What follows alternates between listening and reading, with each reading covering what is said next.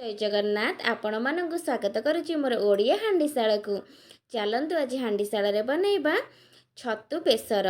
देखंतु केमती कढ़ कढ़ होइकी छतु गुड़िक अच्छी। यही कढ़ छतु को नहीं मुझे बनैबी छतु बेसर। यही जो पाଳ छतु केवल ओडिशा रे ही मिलता है, आउ कोठी एते विशेष करी मिल न थाए।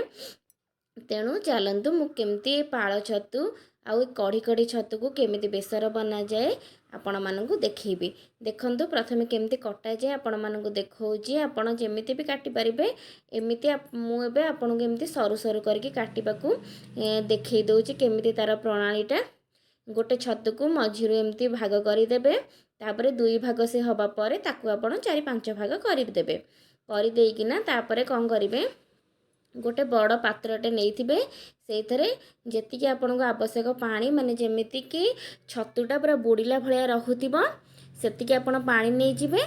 तापर कौन करेंगे ना से अल्प हलदी पकईदे, जहाँकि से जहाँ भी माटी बाली लगी जहाँ भी कौन पोक थी कि जहाँ भी किसी थी सब बाहरी जीव हलदी पकईवा द्वारा भल भाव से सफा हो। छतु को काटिबा परे ताकू भल भाबरे ताकू पानी रे भल भाबरे धोईदेबे जो हलदी पानी रे। तापर ताकू भल भाबरे चुपुड़ी आउ गोटे पात्र को ताकू काढ़ी रखिदेबे, कारण छतु रे भी पानी अंश थाए। तेणु ताकू भल भाबरे चुपुड़ी रखा जाए। छतु को रांधिबा पूर्वरु प्रथमे आमे ताकू भाजी नेबा। देखंतु मु प्रथमे गोटे कड़ाई बसई नहीं जाइछि गैस रे सोरिष तेल नहीं जाइछि। तेल टिके गरम हबा परे कटा जाइथिबा छतु सब को मु पकाई नेली। तापरे आपण अल्प टिके लूण सेइथरे पकाई नेबे। एबे ताकू आमे भल भाबरे भाजी नेबा। एमिति रे तो छतुरु बहुत बाहरी थाए पानी, तापरे लूण टिके पकाइबा द्वारा पूरा बहुत पानी सेतिरु बाहरिबो। जेमिति कि भल भाबरे ताकू भाजी नेबे, जेपरिकी छतुरु सबुतक पानी गुड़िक मरीज आउ से सुखिला सुखिला हैला पर्यंत ताकू भाजीबा पई पड़ी थाए। देखंतु छतुरु केमिति बहुत सारा पानी बाहरुची। यही पानी को पूरा आमे संपूर्ण भाबरे ताकू सुखेबा पई पड़िबो, पानी तक मारिबा पई पड़िबो। तापरे छतुर आमे जहाँ भी तरकारी आपण बनै परिबे। देखंतु छतु भाजीबार 5 मिनिट पर देखंतु किपरि भल भाबरे छतुटी भाजी हो सारी, सबुतक पानी गुड़िक मरी सारी। ताकू एबे आमे गोटे प्लेट को बाहर करनेबा। मु गोटे प्लेट को बाहर कर सारी। छतु भजा एबे होई गला। एबे आमे जिबा छतु को बेसर बनेबा। देखंतु जो कड़ाई रे मु छतु को भाजी थिली सेही कड़ाई रे पुणी मु जतिके आवश्यक अनुसार सोरिष तेल नहीं जाइछि। तापर टिके जीरा आउ सोरिष टिके नहीं जाइछि। से टिके फुटी सारिबा परे सुखिला लंका नहीं जाइछि। आपणक इच्छा आपणक सुखिला लंका नहीं पारंती, नहले तो कंचा लंका नहीं पारंती। तापर देखंतु गोटे पियाज को मु छोट छोट खंड करी काटी नहीं जाइछि। ताकू पकाई देली। ताकू एबे आमे टिके लाइट ब्राउन होबा पर्यंत भाजी नेबे।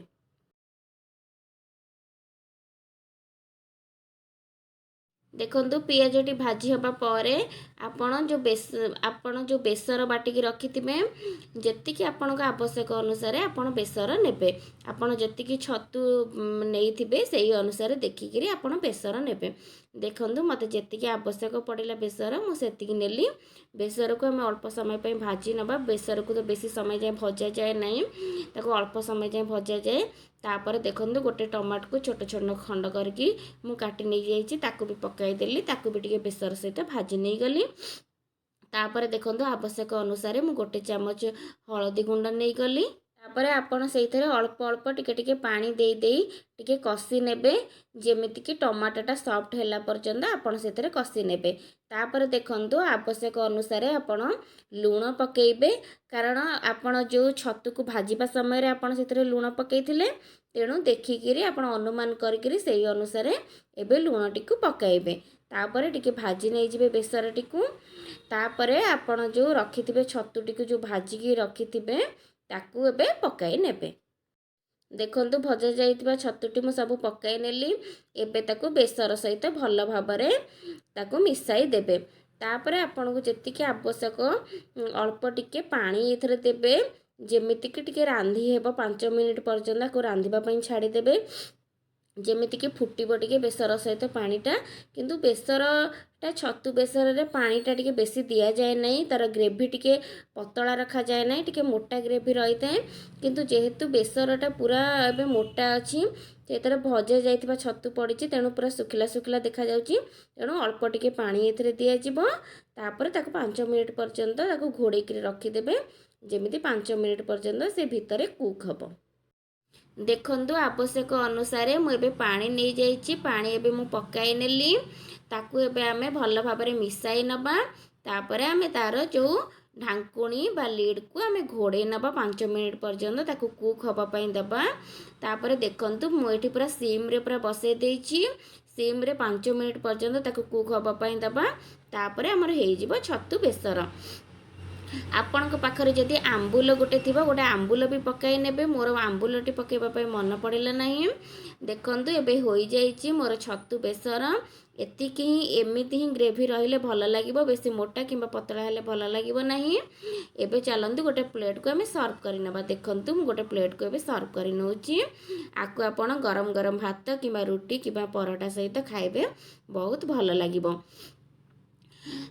ମୋ ଭିଡ଼ିଓଟି ଯଦି ଆପଣମାନଙ୍କୁ ଭଲ ଲାଗିଥାଏ ତାହେଲେ ମୋ ଭିଡ଼ିଓଟିକୁ ଲାଇକ୍ କରିଦେବେ। ଯଦି ଆପଣ ନୂଆ ହେଇଥିବେ ତାହେଲେ ମୋ ଚ୍ୟାନେଲଟିକୁ ସବସ୍କ୍ରାଇବ୍ କରିଦେବେ। ମୁଁ ଏତିକିରେ ରହୁଛି। ମୁଁ ନେକ୍ସଟ ଏପିସୋଡ଼ରେ ଆପଣମାନଙ୍କ ପାଇଁ ଆଉ ଗୋଟେ ରେସିପି ନେଇକରି ଆସିବି। ରହୁଛି। ଜୟ ଜଗନ୍ନାଥ।